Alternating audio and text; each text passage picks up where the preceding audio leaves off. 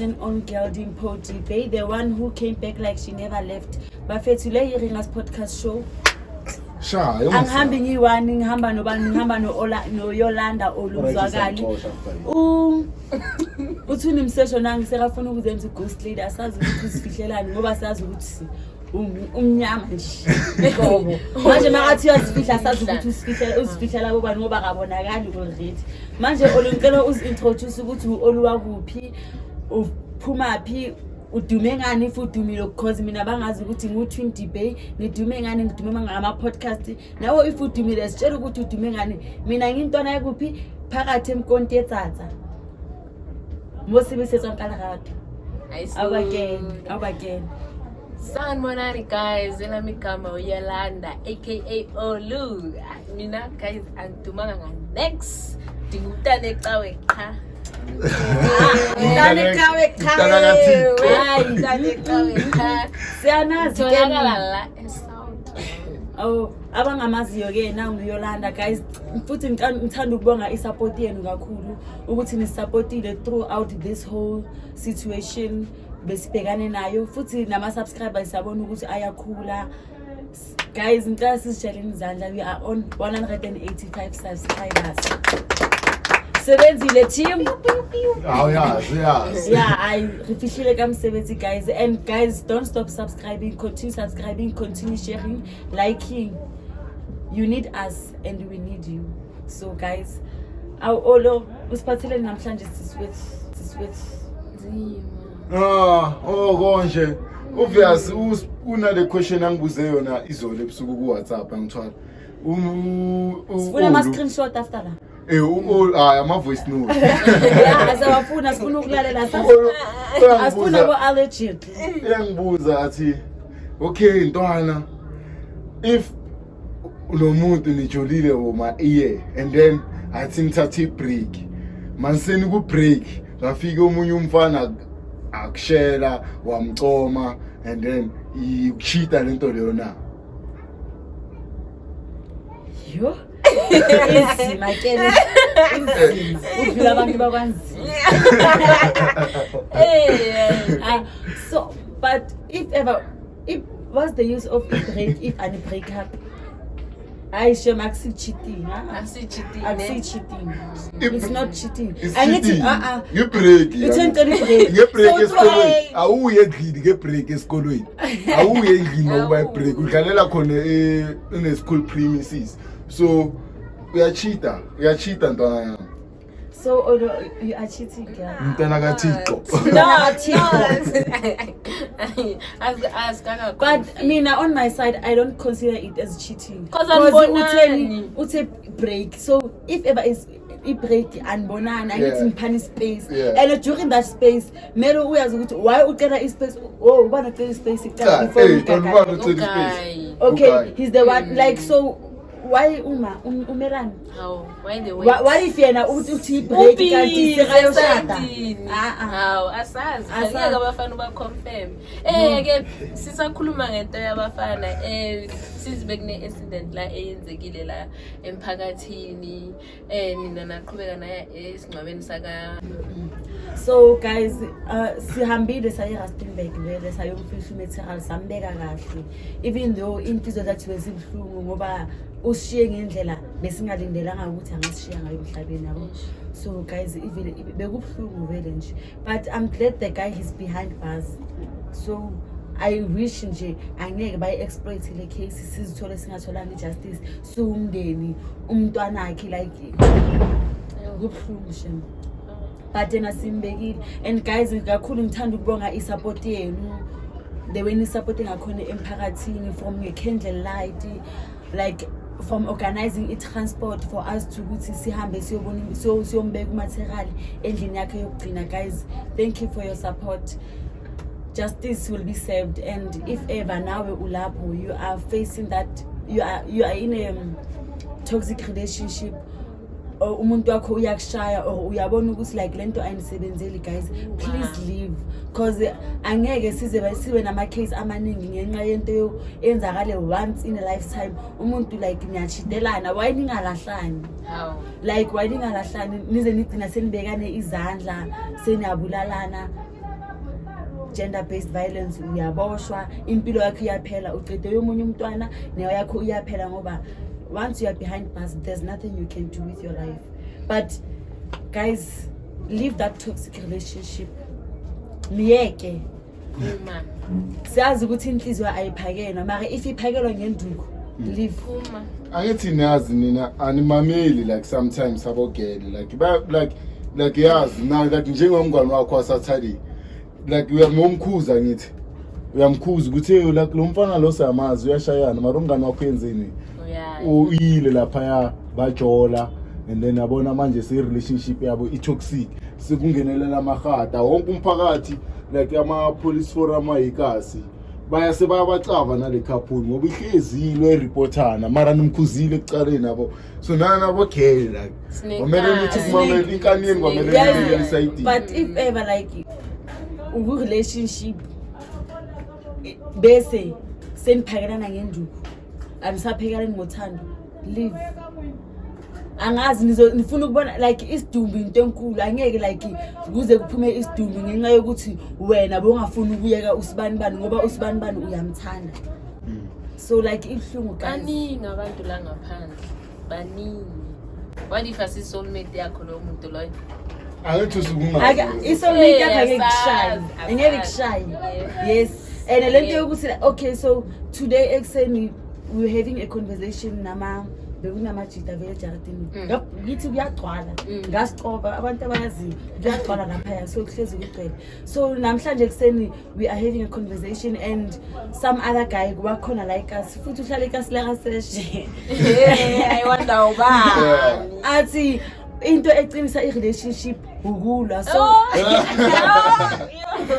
toxic loyo toxic athi if ever umuntu akho akali nayo kusho ukuthi kunalo alwa naye. So bengifuna ukuzwisisa ukuthi kahle kahle hayibo if ever like ngibone ukuthi like i-environment esikhulela kuyo la sihlala khona i-influence yakhona bathanda ukuthi i-violence kube yiyo i-main character in everything.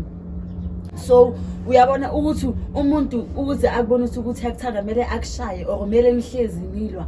Why si promote i-violence in a relationship whereas in relationships kumele si promote uthando, peace, harmony like mina nje impame one. So when I search what's your ringers on this one? Leyo ukuthi athi iqiniswa so ithando liqiniswa ngoba uyahlanya mina ngithi lo gaga uhlala nasekasi lami ngitshela igama lakhe ngizomlanda after that ngizokutshela after la ukuthi bani yeah cause like ngisale ngazibuza ngiyiwani ukuthi like what the hell ngamele like happy relationship umuntu like tabanga like umuntu manje mina my take was if ever like umuntu like siyathandana we are in a relationship and everything is okay if ever so uqala ungiphakamisela isandla I'm going to leave my brother. No matter how much I loved you, I will learn how to unlove. I will unlove you. That's so like impama A1 says it all. Impama ibizuguti next time uzongishanga amabhodo endlini. Next time uzongihudile estrating. Like uyabona ukuthi like into A1 ukufana nokuthi mawubhema akabona wathi wenza ukuthi ukumnandi ukubhema uzobuyela nakusasa so induku iqala kanjalo impama ilandela ukuyukela ngifuna ukutshela ukuthi niba addicted ukushaya kuba addiction ngoba like uya enjoy ukushaya uya heavy so phila nomuntu wakhe ne yathi umuntu wakhe ujwayele ukumshaya manje mangasamshayi uthi ngcono yena ifusa amshaya izokhona ukuthi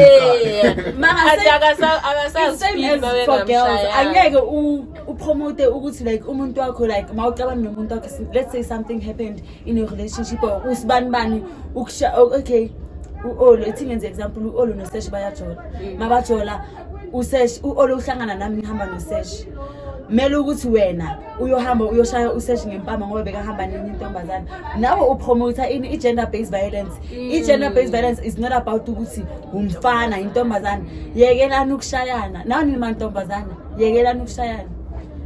So angeke like every day sikhuluma indaba A1 phela hayi mabathi gender based violence kusho ukuthi is only females who being abused. Nathi eze ama males sinasa abuse mara yazi inkinga yini ene bayabahleka police station wahamba uyobobisa manje uthi ubobisa olu ukuthi ukushayile bazokuhleka police station abayithathi serious mara if ever olu wangeza waye police station wathi usashi umshayeli amaphoyisa ne backup futhi nje baza ngama quantum ne backup bazokushaya bazolanda wena. So uyabona ukuthi like guys, let's not promote violence. So we are already saying a lot. Ngitshela leso sipulo sinjani like mahleli lapho like hey ningajabuli lesilo lesiyashisa lesi sifuna umnikazi kuyimanje sifuna umnikazi waso kuyimanje asazi njengoba azenze ngathi uyighost hey wathi sekafuna ukuzenza hey abo sibani singafuni ukubasho ngamagama. So 20 pay yours minenzani June 16 ngoba youth yakudala and sase ku June manje sase youth man phela lento leme bayelwela ukuthi ni kungabe nebo ma JBV ukuthi like yabona into yenzakala no. So nithi it's worth it was worth it ukuthi ni baba ebo strike ile lapha yana ba strike abanye vele sebabulewe for lento leyenzakala no. Or ngibona ngathi vele makumele bayeke injalo beke le system yakudala ngoba kuyafana sitholile freedom. I think say oh like angase abuse freedom. Like there's no freedom in this ngoba my take iringa sami kule June 16 ukuthi like June 16 ayisafani the time si celebrate like ngo 2010. I think it's like mangiqala ukubona izinto 2010 2011 like the way we celebrate June 16 ngakhona bozobona wonke umuntu estradeni uniform kujabulile abazali like wonke umuntu like baphuma all out kunalento yokuthi like June 16 they fought for us manje like I feel like youth yanamhlanje ayisibona isidingo sokulwa ngoba akunamisebenzi uyololana leya 1970 ngithi obvious engikhulumela like phezulu kwabo ma JBV like icrime like youth yenzayo like ama drugs abona ithi by ikumuyise kwama addict we ma drugs like what was the influence behind it ukuthi angithi le youth le 19 ministry ngicava grand it was 1976 uzana festival uthi 1935 Nifunda iphi history siyafunda ngesikole abantwana ba physics la nabantwana be physics bayenza siyenzeni singayenzi maybe manje angithi physics when yayenza physics and then so ngithi no la 1976 me like angithi strike ile ukuthi sizokhona ukwe freedom free education ukuthi like freedom ngithola okay if ayithile sitholile freedom bheka ifreedom senza kanjani ngiyajola mina ngiabuse ugwelo wami nangu siya ngaphudla ama drugs nangu uyatshontsha ababamba bomkhulu wethu inkunzi like isithula so nithini like and I think it's more youth ya 1976 beyilola education angithi right ukuthi free education everyone has a right to go to school akekho umntwana ukuthi kumele ahambe ahlale estradeni or ayenze in all that bebakulwela. So manje abantu abasibona isidingo sokuthi like June 16 njengoba ingasafani June 16 yakqala ukuthi manje wonke umuntu like ama graduate abo in abantu abafundile bahleli phansi so abasibona isidingo sokuthi bebalole education kungenamisebenzi. Umuntu uyahamba uyobhema ngoba ubalekile ukuthi endlini bathi isinkosi somntana sokucare. Uyabona like abanye abantu like abasebenzisa izinto kube yiprivilege yabo ukuthi like if ever ngahamba ngayobhema ngizokhohlwa ukuthi bathi isinkosi somntana sokucare. Uyabona ukuthi like into beyilwelwa ayisekho asiyiboni June 16 ayisena value more than beyikhona 2010 2011 2013. So why again I think after COVID-19 everything changed. Angithi ayikho imisebenzi angithi siyabona so manje sohlala thina ukuthi ayikho imisebenzi. Why don't you do something start your own business ngeke uzothi udla ama drugs ukuthi uzokhohlwa ukuthi isiko somntwana ngoba some people make excuses laza abanye abantu mina like to be honest ileto le free everything nje like emotionally abantu baya relaxa abafuna ukuzenzela they wanna depend and the main thing like into ngiyibonile ukuthi like i-370 le SRD Imamoshile iyablafa futhi. iyenza kaso iyakuvala mayiphelile uyakwata ukuthi ya imisebenzi wathathi mayingena abantu bayakhohlwa ukuthi nokuthi bebafuna imisebenzi le 370 bebathi bayenza i-CV base bakhohliwe ngayo ukuthi beyenza ama-CV bayifuna imisebenzi sebablafile sebajabulela So i-350 like siblame abantu lapho siblame ugovernment angitshela hayi ugovernment wethu like already usifailile education system uyabona ukuthi like angeke bayoshaya umntwana manje ukuthi umntwana akayo esikoleni umntwana wamshaya ukuthi akayo esikoleni uhambe uyokubophisa so uyabona ukuthi like there's no use zitshentshile sure. so nina ke as youth ya 2025 yini into eningayenza ukuthi ni-change like nibonise ne-youth ukuthi machita girls hayi ukuthi mawunganamsebenzi kwamele sivuke ngabo 7 siyoma ngamagawuni estradini sibhekelela abantwana besikolweni ngo-9 sibuyele embhedeni siyolala sivuke ngabo 4 like ningathini ningayenza ini ukuthi at least like niphushe ningasafari like hambani ye-center guys and keep yourself busy kune-computer course laphaya e-center kuphi e-COPT ayithi kunomuntu wase-Northwest obhekelele la oh lo wase-Northwest kunama-community centers like kunama-online free courses ungayenza something ngempilo yakho like do something njengoba manje nihambe nemamoli niwenza no-connect ama-Wi-Fi eKPTech laphaya ni-applyeni do something ama-learnerships ayaphuma yi-June manje like do something progressive mara angeke uzotshela umuntu wala uma hlalela wase-protest ukuthi hamba uyofuna umsebenzi e-Boxer bese mawuhamba ufika e-Boxer base waqasha bosibanibani nabosibanibani i-CV yakho bayalahle le-dustbin like sometimes ezinye izinto yizo ezenza ukuthi siluze ihope ngoba sazi ukuthi mawuhambisa into already like la uyakhona base ba-exploit everything so usuya laphaya ngoba ukuthi ayazi ithi ngihambise for the sake of hambising uyabona for the sake of being there so I don't have any advice guys for you. Advise them go to school. You go to school, you get a degree, and what happens? Akufani uzobuzamile something. Uzobuhlelo une something. Yeah, maybe I go to school guys. I'm a very shame school. Go to school. School is very important. Ubuge. So guys, njengoba besikhuluma like sakule ndaba le gender based violence June 16 kunamanye amantombazana bathi base Eastern Cape if I'm not mistaken and allegedly they were raped and then babakhatha amakhanda so what's your take on that? Babashisa nobashisa. Yeah. So uyabona ukuthi how fucked up our country is guys. Every day like sikhuluma into eyiwana akuna hawuna tswelo pili kasotho retho jwalo hawuna tswelo pili. There's no way for like every day ukutela intoni a1 time and again gender based violence like so kunama suspects kulo case. I'm not really sure ukuthi kunama suspect because imizimba yakho na ishisiwe so I think basenza ama investigations and all that. Abantu banesihluku umtshelile naleyo mntana wase crash like umntana from Eastern Cape I think 3 or 4 years. It's like Eastern Cape.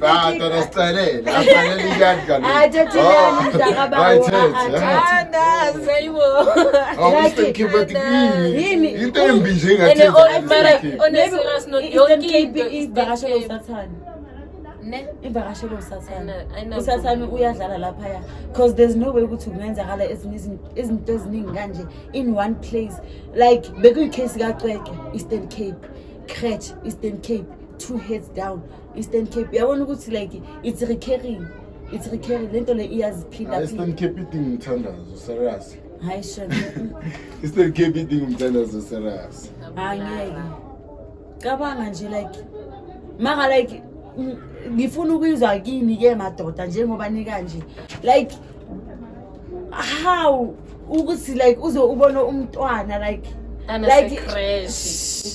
crash guys umntana omncane let's be uyakhala, realistic like akanokuthi uyakhala wenzani. like angithi like bebayenza i-excuse yokuthi mabathi if ever untombazane like maybe for example God forbid mina intombazane ngikanje ngiyafika ngiyakhala ukuthi I was raped ubogqokeni buhamba kanjani boyenzani so if ever kuwumntwana ona 6 years bekagqoke uzothi umntwana bekagqokeni kuyabonisa ukuthi i-vulture animal kuzohlezi kuyi-animal Isibindi singaka. isibindi like hayi shem usathane uyadlala shem hayi yazi kungcono nje itrompetikali ku-100 yazi hayi ngiyalitshela Hey, Gubi, Hayi, mara guys like ngicela sibe safe sithandazeni like share ama-location wenu at least ma uhamba uya kuphi share your location ngoba like manje asisekho safe ma uhamba uye mall at least work with someone or utshele umuntu ukuthi I'm going to the mall siyazi ukuthi ma singakutholi at least oba nomkhonto ukuthi like bebathe uye mall sombheka kuphi nakuphi ngoba manje like umhlaba esiphila kuwo uyahlaba yabona nje uZahara mabathi inameva iyahlaba bekakhuluma ngale isifesa namhlanje noma uyaphi. like everywhere you go boyfriend malume buti hey like kunomunye obulale yazi ukubulala like sekuyifashion like asathi ukuthi umuntu ushonile ukubulala so kunesinye story bengisifunda la emalangeni bathi ubhuti ubulale usister wakhe wamgubhela ejardini wamfihla ejardini maybe manje bekuna 10 years basamfuna bekukhona confessa manje ngoba athi lento le iyamudla ngaphakathi just think about it uyabona ukuthi Owakuphi Limpopo yeah I think it was from Limpopo if I'm not mistaken I still kid. Limpopo uthwele loyo. Yeah. so like Uthwele. into esithusayo manje umshado mabathi uyathatha imishado into esithusayo manje ukuthi sibantu like if ukufaka umuntu akusana lento ukuthi ufeel like sekuba hayibo futhi omuntu uyashona man. ufile uyashona Yeah. ushwile J5 good kid. mara if ever bakubulale njengenja ushwile Okay. yeah so guys thank you for being with us on this episode siyabonga kakhulu nje futhi ngama-subscribers yazi ngiwajabulela ama-subscribers Heavy ne. yo hayi shem ngiwajabulela yazi ngiyabona ukuthi siyasiqhubeka step by step guys so thank you very much ukuthi nisasekhona nibukele le episode nizobona ukuthi zikhipha kanjani gender based violence guys nazi ukuthi sekuyi-major topic manje emzansi so guys nizivikeleni leave that toxic relationship. Don't forget to like, don't forget to subscribe. Thank you very much. Goodbye.